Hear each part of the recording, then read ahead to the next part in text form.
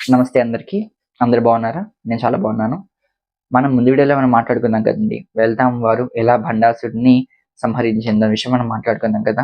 ఇప్పుడైతే మనకి వెళ్తాం వారు సంహారం తర్వాత ఏం చేసింది అనే విషయం మనం మాట్లాడుకుందాం.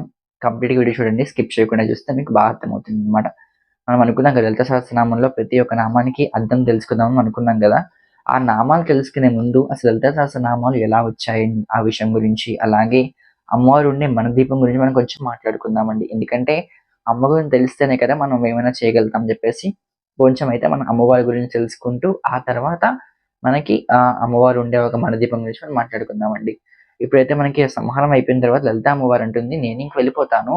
నా రాజ్యంగా వెళ్ళిపోతాను. నేను ఇక్కడ ఉండను" అని చెప్పేసి అమ్మవారు అంటున్నారు. ఆ తర్వాత దేవతలందరూ కూడా అమ్మవారిని పలు విధాలుగా స్తోత్రం చేశారు. "యాదేవ సర్వభూతేషు మాతృరూపిణ సంస్థిత నమస్తస్యై నమస్తస్యై నమస్తస్యై నమో నమః" అని "యాదేవ సర్వభూత విద్యారూపిణ సంస్థిత శక్తిరూపిణ సంస్థిత భుక్తిరూపిణ సంస్థిత" అంటే అమ్మవారు సకల జగత్తుల స్వరూపంలోని ప్రతి ప్రాణిలోనూ మనకి అమ్మవారు ఉంటుందన్నమాట. అంటే మన ఆకలి అమ్మవారే, మన నిద్ర అమ్మవారే, మన చదువు అమ్మవారే, మన వృత్తి అమ్మవారే, మన లక్ష్మి అంటే మన డబ్బు అమ్మవారు. ప్రతి స్వరూపం అనేది మనకి అమ్మవారి స్వరూపం అన్నమాట. ఇలా దేవతలందరూ కూడా పలు విధాలుగా అమ్మవారిని స్తోత్రనిస్తే అమ్మవారు ప్రసన్నలయ్యి, అయితే నాకొక రాజ్యం ఏర్పాటు చేయండి అని చెప్తుందన్నమాట. ఆ రాజ్యము 14 లోకాలన్నిటికైనా పెద్ద లోకం అన్నమాట.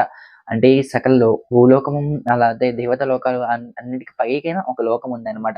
ఆ లోకం మనకి మణిదీపం అని చెప్తూ ఉంటారు. ఆ మణిదీపంలో అమ్మవారు ఉండేది చింతామణి గృహం అన్నమాట. ఈ చింతామణి గృహంలో మనకి అమ్మవారు ఉంటుంది.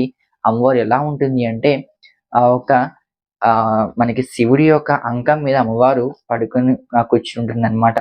ఇలా అమ్మవారి యొక్క సింహాసనం గురించి మనం మాట్లాడుకుంటూ ఉంటే, ఆ ఒక్క సింహాసనం అంతా కూడా రత్న కిరీటాలతో నిండిపోయి ఉంటుంది. అలాగే మీకు మన దీపం అనే ఈ యొక్క సామ్రాజ్యము అమ్మవారికి 9 ప్రాకారాల్లో ఉంటుందన్నమాట. అంటే 9 ప్రాకారాలు దాటుకుంటే అమ్మవారి యొక్క ఒక సామ్రాజ్యం మనలో అడుగుపెట్టొచ్చన్నమాట. ఫస్ట్ ప్రాకారంలో అది చూద్దామని మొత్తం దేవతలందరూ కూడా ఏం చేశారు అంటే, అమ్మవారికి ఇప్పుడు మనం ఒక గృహాన్ని ఏర్పాటు చేయాలి. ఎలాగైతే అక్కడ మనం కామాక్షి డేస్‌లో మనం మాట్లాడుకున్నాం కదా! అమ్మవారికి ఎలాగైతే ఒక మండపం ఏర్పాటు చేశారో, ఇక్కడ కూడా అదే విధంగా లలిత అమ్మవారికి కూడా ఒక మండపాన్ని ఏర్పాటు చేశారనమాట. ఆ ఒక్క రాజ్యం పేరు మనకి మన దీపం అండి. చెప్పాను కదా! లలిత అమ్మవారు, కామాక్షి అమ్మవారు ఇద్దరు చాలా సిమిలర్‌గా ఉంటారు. సిమిలర్‌గా విధానంగా ఇద్దరు ఆవిర్భవించారని చెప్పాను కదా! అదే విధంగా ఇక్కడ అమ్మవారు కూడా ఈ యొక్క అష్టభుజిగా ఆ ఒక బండాసుని సంహరించింది. ఆ అష్టభుజి కాస్త 1000 సహస్ర బాహువులయిపోయాయన్నమాట. అంటే 1000 బాహువులయిపోయాయన్నమాట. అవి ఎలా అయ్యాయో కూడా మనకి దేవతల వరకు తెలియలేదు. ఆ 1000 బాహువులతో వాడిని సంహారం చేసిందన్నమాట. ఆ తర్వాత ఆ 1000 బాహువుల్లోంచే శాకంబరి అలంకారంతో శాకంబరి అమ్మవారి కింద దేవతలందరూ కూడా ఫస్ట్ వాళ్ళకంతా భోజనం పెట్టేసిన తర్వాత ఆమె యొక్క రాజ్యం ఏర్పాటు చేయమని చెప్పింది. ఈ దేవతలందరూ ఏం చేశారంటే ఒక పెద్ద సామ్రాజ్యం ఏర్పాటు చేశారు. అందులో అశ్వాలున్నాయి, గుర్రాలున్నాయి. గుర్రం, అశ్వం ఒకటే. అశ్వాలు, గుర్రాలు, ఏనుగులు అలాగే బంగారము, రత్న కిరీటాలతో మన అమ్మవారి యొక్క సామ్రాజ్యం అంతా కూడా విస్తారం అయిపోయిందన్నమాట. మనందరికీ తెలుసు. ఈ యొక్క మన దీపంలో ఒక పాట ఉంది. మహాశక్తి మన దీపిని వాసిని ముల్లోకాలకు మూల ప్రకాశిని మన దీపములో మంత్రరూపిణి మన మనసుల్లో కొలువైంది అని చెప్పేసి అమ్మవారి యొక్క పాట మనకు తెలిసి ఉంటుంది కదా! 32 లైన్స్ ఉంటాయి. అదొక పాట గాని మొత్తం ఆ పాటలో అంతా మనకి అమ్మవారి యొక్క చింతామణి గృహం ఎలా ఉంటుందో మనకి చెప్తుందన్నమాట ఆ పాటంతా కూడా. అంటే మనకి ఫస్ట్ అది రాగి ప్రాకారం ఉంటుంది. మణిదీపంలో 9 ప్రాకారం చెప్పాను కదా!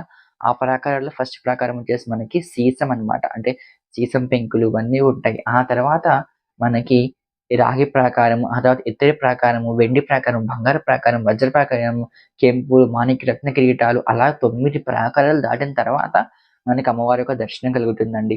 అలా అమ్మవారు ఎలా కూర్చుంటుంది అంటే, మనకి ఒక అంకం మీద అంటే పంచబ్రహ్మాస్థిత అంటే పంచబ్రహ్మలు ఆమె యొక్క మంచం కోళ్ళనమాట. ఆ పంచబ్రహ్మలో ఉన్న మంచం కోళ్ళ మీద ఈ యొక్క పరమేశ్వరుడు పడుకున్న ఆ ఒక మంచం మీద పరమేశ్వరుడు అంకం మీద అమ్మవారు కూర్చుంటుంది. పరమేశ్వర అంక స్థిత అని చెప్తూ ఉంటారు సౌందర్యలహరి శంకరాచార్యుల వారు. అంటే ఆ పరమేశ్వరుడు యొక్క అంకం మీద అమ్మవారు కూర్చుంటుందన్నమాట. ఇలా పక్కన వాణిరమ సీతతో అమ్మవారు మనకి దర్శనమిస్తూ ఉంటుంది. ఇక్కడ చింతామణి గృహంలో మన దీపంలో అమ్మవారు దర్శనమిస్తూ ఉంటుంది మనకి. ఇలా అమ్మవారిని దేవతలందరూ కూడా పలు పలు విధాలుగా స్తోత్రం చేస్తూ ఉన్నారనమాట. కానీ అమ్మవారు దేనికి సంతృప్తి చెందడంతో అమ్మవారు ఏం చేసిందంటే నాకు ఒక విశేషంగా నామాలు కావాలి. ఒక సహస్రనామాలు కావాలి అని చెప్పేసి తనలో నుంచి ఒక శక్తిని బయటకి తీసుకొచ్చిందంట. అంటే వశిన్యాది వాగ్దేవతలు అని చెప్తూ ఉంటారు. ఆ వశిన్యాది వాగ్దేవతలు కనుక వాళ్ళ యొక్క నామాలు మనం కనుక ఖచ్చితంగా రోజు తలుచుకుంటే మనకి ఒక పరిపూర్ణ ఫలితం వస్తూ ఉంటుందని చిన్నపిల్లలు ఎవరికైనా ఆటిజం ఉన్న పిల్లలు లేకపోతే మాటలు రాని పిల్లలు ఎవరైనా ఉంటే కూడా ఈ యొక్క వాగ్దేవత నామాలు మనకి 8 మంది వాగ్దేవతలు ఉంటారనమాట. ఆ 8 మందిని తలుచుకుంటే మనకి రోజు ఒక మన వాగ్ధాటి అలాగే వాక్చాతుర్యం కూడా పెరుగుతుంది. వాళ్ళు అశ్విని, అరుణాదేవి, విమలాదేవి, జైనీదేవి, సర్వేశ్వరదేవి, కౌలినీదేవి ఇలా 8 మంది ఉంటారనమాట. వాళ్ళ 8 మందిని కూడా మనం రోజు తలుచుకుంటే మనకి వాగ్ధాటి అనర్గళంగా వస్తూ ఉంటుంది. ఆ విషయాన్ని వాగ్దేవతల్ని చెప్తున్నాడు అమ్మవారు. అంటే నేను మీరు నాలోంచి బయటకొచ్చి నేనే మీ చేత పలికిస్తూ ఉంటాను ఈ నామాలు. ఈ నామాలు ఎవరైతే చేస్తూ ఉంటారో వాళ్ళకి నేను ఒక ఫలితాన్ని అందిస్తూ ఉంటా అని చెప్పేసి అమ్మవారు మనకి చెప్తూ ఉంటుంది. ఆ తర్వాత మనకి ఈ వశిన్యాది వాగ్దేవతలు చేత మనకి ఈ యొక్క లలితా సహస్రనామం అనేది మనకి బయటపడిందనమాట. మనం లలితా సహస్రనామం చెప్తూ ఉంటాం కదా! ఇది శ్రీమద్ బ్రహ్మాండ పురాణి ఉత్తరఖండే శ్రీ హయగ్రీవ అగస్త్య సంవాద్. అంటే హయగ్రీవులు, అగస్త్యులు.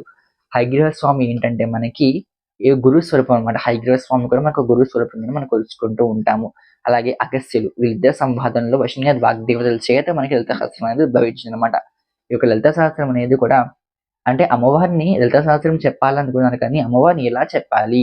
ఎలా వర్ణించాలి? డైరెక్ట్‌గా మన లలితా పరమేశ్వరి, జగజ్జనని, జగన్మాత అంటే ఆమెకంత సంతృప్తి చెందదు. అంటే అమ్మవారు అనేది మనకి లైక్ మనం ఎంత పెద్ద పొజిషన్‌లో ఉన్నా కూడా మన అమ్మని మనం ఒక మేడం, ఆంటీ అని పిలిస్తే మన అమ్మ ఒప్పుకోదు కదా! మన అమ్మని మన అమ్మ అని పిలిస్తేనే ఒప్పుకుంటుంది. ఇప్పుడు సపోజ్ వాళ్ళ అమ్మ ఒక కలెక్టర్ అయినా కూడా ఆ పిల్లాడు వెళ్లి మనం ఎక్స్‌క్యూజ్ మామ్ అని పిలిస్తే ఆ అమ్మకి అంత సంతృప్తి ఉండదు. ఆ అమ్మని అమ్మ అని పిలిస్తేనే అర్థం ఉంటుంది. కాబట్టి ఇది వశిన్యాది వాగ్దేవతలు అలాగే అగస్త్యులు, హయగ్రీవులు కూడా ఏం చేశారు అంటే అమ్మవారిని శ్రీమాత అనే నామంతో ఆ లలితా సహస్రనామాన్ని స్టార్ట్ చేశారండి. శ్రీమాత నుంచి ఆమె లలితా పరాంబిక అంటే లాస్ట్‌లో ఆమె పేరుతో ఎండ్ చేశారనమాట ఈ లలితా సహస్రనామం అనేది. శ్రీమాత, శ్రీ మహారాజ్ఞి, శ్రీమత్ సింహాసనేశ్వరి, చిత్తగ్నిగుణ సంభూత, దైవకాల సముచ్యత. అంటే ఏంటి?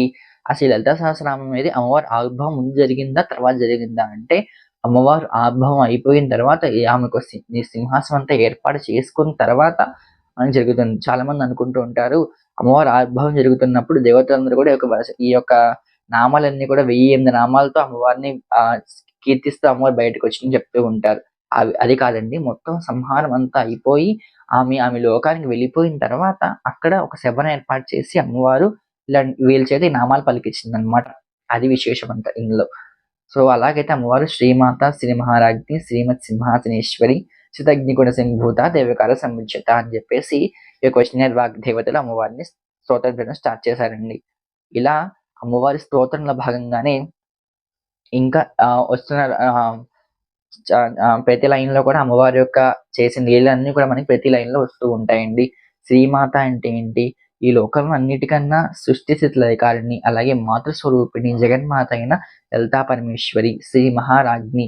అంటే మహారాజ్ఞి అంటే ఏంటి? రాజులకే రాజి అన్నమాట. అంటే ఆమె ఏంటంటే అన్ని బ్రహ్మాండాలకి మహారాజ్ఞి. అంటే సమస్త లోకాలన్నీ కూడా ఆమె కాళ్ళ కింద ఉంటాయని చెప్పేసి దీని అర్థమండి. అలాగా నేను ఇప్పుడు శాంపుల్‌గా చెప్తున్నాను గానీ, నెక్స్ట్ వీడియోలో మొత్తం డీటెయిల్‌గా మనకి ప్రతి ఒక్క నామానికి అర్థం తెలుసుకుందామండి.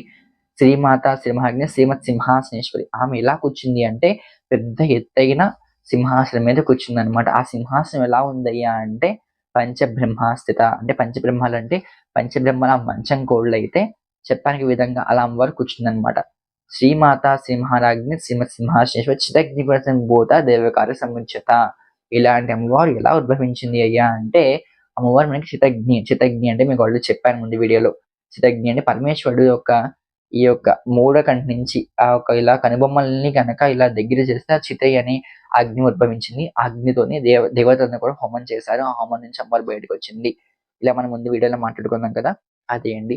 చితగ్ని సంపద దైవకార్యం. ఎందుకొచ్చింది అమ్మవారు అంటే, దైవకార్యానికి వచ్చింది అని చెప్పేసి ఈ నామాలన్నమాట. ఆ తర్వాత వచ్చే నామాల్లో మరిన్ని విశేషాలు దాగున్నాయి. ఆ విశేషాలు గనుక మీకు తెలియాలంటే ఖచ్చితంగా మన యోగ లలిత సీరీస్‌ని మీరు ఆనందంగా స్వీకరించండి. ఒకవేళ కనుక మీకేమైనా డౌట్స్ ఉంటే ఖచ్చితంగా నాకు కామెంట్ సెక్షన్‌లో అడగండి. నేను ఊరికే చెప్పట్లేదు. నేను చాలా రిసర్చ్ చేసి చెప్తున్నాను. ఇదిగోండి ఆ రిసర్చ్‌లో భాగంగానే ఇక్కడ మీరు చూస్తున్న షణ్ముఖ సామవేద శర్మ గారి యొక్క పుస్తకము. ఈ పుస్తకాన్ని నేను రిఫరెన్స్‌గా తీసుకున్నాను. అండ్ ఆల్సో మనకి చాగంటి కోటేశ్వరరావు గారు గారిచే మనకి అమ్మవారి యొక్క ప్రవచన గ్రంథం అన్నమాట. ఈ రెండిటిని కూడా నేను రిఫరెన్స్‌గా తీసుకొని చాలా శ్రద్ధగా చదివి మీకు అమ్మవారి గురించి చెప్పబోతున్నాను. నేను నా సొంత మాటలు, సొంత వాక్కులు, సొంతవి ఏం చెప్పట్లేదు. ఈ 2 పుస్తకాలని నేను రిఫరెన్స్‌గానే తీసుకున్నాను. ఈ 2 పుస్తకాల నుంచి నేను మొత్తం అంతా చదివి అమ్మవారి గురించి తప్పకుండా చెప్పబోతున్నాననమాట. సో, నాకు తెలిసి నేను చాలా కొంచెం రిసర్చ్ చేసి మీకు చెప్తున్నాను. సో, మీకు కనుక ఖచ్చితంగా వీడియో నచ్చితే లైక్ చేసి అండ్ సబ్స్క్రైబ్ చేసి నాకు కొంచెం సపోర్ట్‌గా షేర్ చేయండి. సో, నాకేమనిపిస్తుందంటే మన వాళ్ళకి నచ్చుతుందని చెప్పేసి ఇంకా నేను ఇలాంటి వీడియోస్ చేయడానికి ట్రై చేస్తూ ఉంటాను. అండ్ సో, మళ్ళీ వచ్చే వీడియోస్‌లో మళ్ళీ కలుసుకుంటున్నాను. అంతవరకు సెలవు. నమస్కారం. శ్రీమాత్రే నమః. జై శ్రీరామ్ అండి.